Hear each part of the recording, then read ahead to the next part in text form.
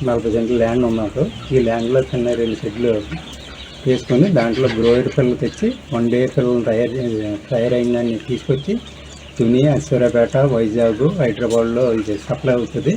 Company ద్వారాగా మనం డబ్బులు పిల్లకు ఈచ్ వన్ పిల్లకు వచ్చి 46 రూపాయలు ఖరీదు. ఇది మనం తీసుకొస్తాం. పెంపకం ఏంటంటే ముందు రోక వేయాలి నేల మీద, దానిపైన న్యూస్ పేపర్ పడాలి. ఆ తర్వాత తెచ్చిన 6000 పిల్లలు కూడా బ్రూడింగ్ కింద 2 కాణాల్లో కట్టాలి. 2 కాణాల్లో పార్టేషన్ చేసి వదలాలి. వదిలిన తర్వాత ముందు వాటర్ సప్లై ఇవ్వాలి దానికి. తర్వాత గంట పోయిన కానీ గంటలో మళ్ళీ మేత పేపర్ల మీద జిమ్మాలి. చిమ్మితే అది వేరుకొని తినేస్తూ ఉంటాయి. 3వ రోజు వరకు మేపిన తర్వాత 3వ రోజున ఒక యాక్షన్ ఉంటుంది. ఆ యాక్షన్ అయిపోయిన తర్వాత మళ్ళీ మామూలుగా మేత వేసుకోవడం, నీళ్ళు చూసుకోవడం, మేత సప్లై సరిపడకు చూసుకోవాలి. మార్టాలిటీ ఏమైనా వస్తే మాత్రం మనం అనుకో డాక్టర్ దగ్గరికి తీసుకెళ్ళాలి.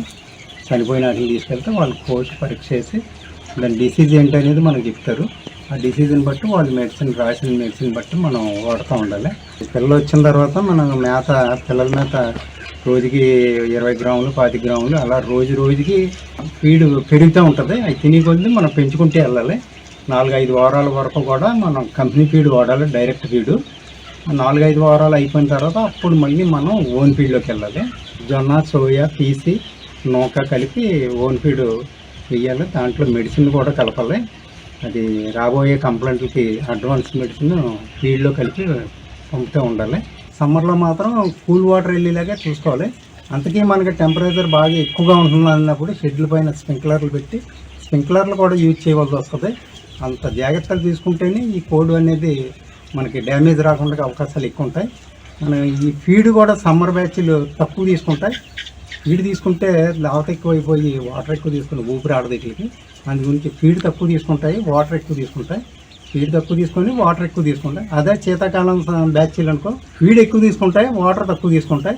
అప్పుడు గ్రోత్ ఎక్కువ వస్తుంది. వేసవికాలంలో 500 గ్రాములు రావాలంటే కనీసం 10-12 వారాలు పడుతుంది.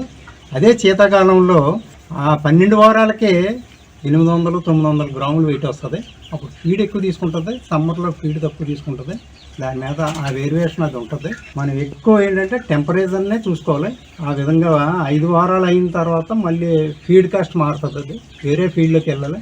ఆ ఫీల్డ్లో మళ్ళీ అడ్వాన్స్ కంప్లైంట్ బ్యాక్టీరియా సోకకుండా మనం మెడిసిన్ తీసుకోవాలి. ఆ విధంగా జాగ్రత్తగా 10-11 వారాలు 12 వారాల దాకా మేపేసి అప్పుడు మనం మార్కెట్ పెడతాం. మార్కెట్లో పార్టీలకి ఫోన్ల ద్వారాగా బ్రోకర్ దాకా తెలియపరుస్తాం. అప్పుడు వాళ్ళు వచ్చి ఆ రోజున మార్కెట్ ఎలా ఉంటే ఆ రోజున యూజ్ చేస్తారు. మనకు లాభం రావచ్చు, లాస్ రావచ్చు.